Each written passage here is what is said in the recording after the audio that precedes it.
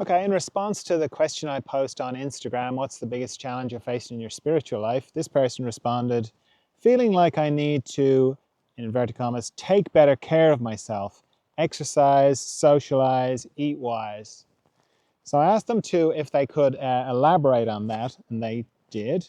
They said, I think it stems from a sense of having, again, inverted commas, seen the light in a period of spiritual discovery when I was very in tune with my body and becoming aware of spirit and the interplay of spirit, mind, and body.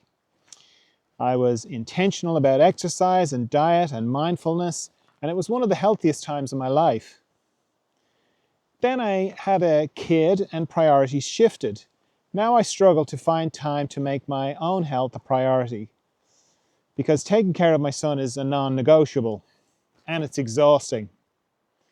So in my vastly decreased, in brackets, downtime, my energy is low and it's mostly filled with low energy activities, TV, YouTube, Instagram, which makes me feel spiritually awful. But because I've tied taking care of myself, again in inverted commas, physically, to spiritual discovery and awareness, it feels like I have to make my physical health a priority again before I can continue on the spiritual path, which can feel overwhelming when energy is low. And all this becomes a vicious circle. So this is a great question because it kind of highlights lots of different things. The first thing that kind of springs to mind, though, is the spiritual path, the idea of the spiritual path. And I think it's something you have to come to terms with, really, because it's very common to hear, who used to say it? I think it was Krishnamurti used to say it. The way is a pathless path, or something like that. Because the idea of a spiritual path is, certainly for me anyway, was true up until I got enlightened. And then you kind of look back and go, oh, that wasn't a path at all. It looked linear. It looked like it was a path, but it's not really. There is no, I do this thing and then I do this other thing and I'll progress and then I'll get this other lovely insight and it'll be wonderful and things will be great. It doesn't actually go like that. Not in my experience. My experience, it's more that it's all happening all at the same time. So all those dots that go to make up that linear like path or the feeling of a path, they all kind of are like a bunch of well-trained butterflies that disperse, that look like they're in a straight line and they form a path, but then you just have to, wave your hand or something, and then they all just disperse, and you see that they're all just random points. And that's helpful because it gets rid of this idea of progression and hierarchy and that there are steps. Because my experience of enlightenment was I didn't progress to it. I don't feel like I did. I'm, looked at a certain way, I could say I did, but the moment of realization was out of time and space. So being out of time and space, there's no hierarchy to that. It just like Shazam, just kind of happens, So I think letting go of the idea of a path and gives you the space to pull back from your life and kind of go, what's going on here, Which is, I'm not in your life, so I can do that. I could kind of look at it. And it's like you go along in a particular structure and you get all the ducks in a row and you're like, oh, I've got my physical stuff happening. I've got my diet good. I'm not watching the junk TV. I'm not eating the junk food, and it's great. And I feel really pure and I feel really holy. And I'm having all these great insights. And then life, or the mystery, which has a great sense of humor, kind of puts you in this situation where you're bound by love to your lovely little son that you just can't help. As you say, it's a non-negotiable. You can't help but give to him. Now you're exhausted. You're not fit anymore. Maybe you put on a bit of weight. You're so exhausted you haven't got time to read the spiritual books anymore or listen to the tapes or anything like that. And anytime you try and meditate, your son throws soft toys at you or whatever, breaks it all up, And you could kind of think, oh, I've lost it. I've lost the spiritual life.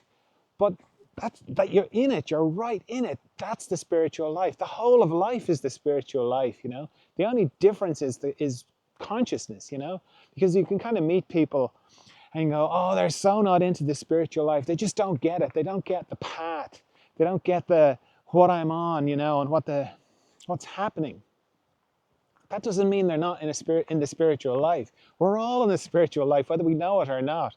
So being like in a situation where you don't have the nice feelings of being on the spiritual path, you don't feel holy, you feel like a mess, that's actually, in my experience, a very sacred kind of thing, if you can see it, to see like, oh, geez, I'm just overwhelmed by everything. I used to have all this lovely perspective, and now, I'm just watching whatever Housewives of wherever, and I'm really enjoying it. I don't want to think too much. I don't want to ponder. I don't want to do any of that stuff. It's all part of it, because it's like, it always reminds me of the tide, the tide comes in, the tide goes out, and we just follow along. We get washed over by the oncoming waters, and just when we think, we'll be just overwhelmed, then suddenly we're like, everything's great. We're just, suddenly the waters recede, and we're like, oh yeah, that's brilliant. It's all clear again. It's all so beautiful, clear, and I understand everything again. And then it'll come again, the next bit will come again. And after a while, you're kind of, oh yeah, this tide going in and out thing, it's kind of nice. I kind of like it. You kind of settle into it. So I know I've got the objectivity that I'm not in your life, not having the soft toys thrown at me when I'm trying to meditate and doing all of that kind of thing. So I have the kind of objectivity to be able to say stuff like that. But I know how hard it is. And I can feel for you, but I can say it's all part of it. It's all good. And whatever little thing, even the fact that you're able to write to me, even the fact that you have time to, and the bandwidth to even to listen to things that I say or people like me, it means it's still working away in there, We often think like we're failing so badly at things, but missing the point that like, you can't feel like you're failing at something unless you have a sense of what it is you're failing against. It's like people who are like, oh, I'm such a terrible person. Well, you're probably not, because if you were really a terrible person, it wouldn't even occur to you.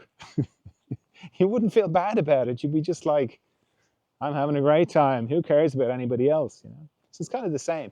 You wouldn't have this feeling of like, oh, I'm so far away from something.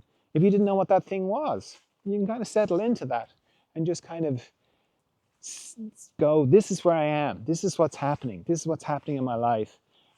And see as much as you can, and I know it's hard to see, the big, beautiful movement and sweep of the mystery as it just sort of pokes you in the ribs a bit in a friendly kind of way, and go, okay, you feel like you're doing great in the spiritual life. Well, let me give you this little baby to take care of and see how you go with that.